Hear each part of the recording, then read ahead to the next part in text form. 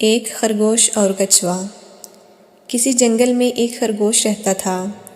اسی جنگل میں ایک جوہڑ بھی تھا جس میں ایک کچھوا رہتا تھا۔ خرگوش اور کچھوے میں بہت گہری دوستی ہو گئی۔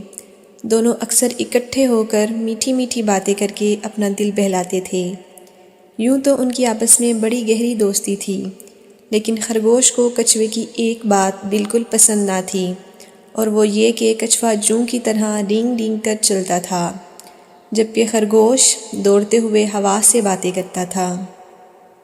وہ اپنی تیز رفتاری کے مقابلے میں کچھوے کی سست روی پر اس کا مذاق اڑایا کرتا تھا۔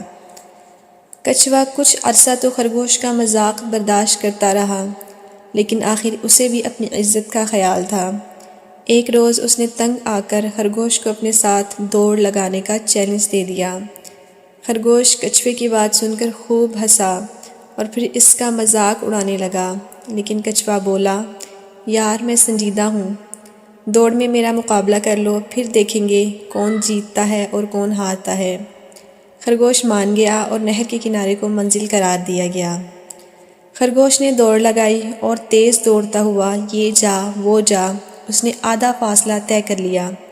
تو اس نے سوچا کہ غریب کچھوا تو بھی بہت دور ہوگا، وہ تو میری گرد کو بھی نہیں پا سکتا، کیوں نہ میں اس گھنے سایہ دار درخت کے نیچے کچھ دیر آرام کر لوں۔ چنانچہ وہ درخت کے نیچے لیٹ گیا اور گہری نیند سو گیا۔ کچھوا آہستہ آہستہ لیکن مستقل مزاجی سے برابر چلتا رہا اور اس نے کہیں رکنے کا نام نہ لیا۔ کچھ دیر کے بعد وہ نیند سے مدہوش خرگوش کے پاس سے گزرا اور آخرکار نہر کے کنارے جا پہنچا۔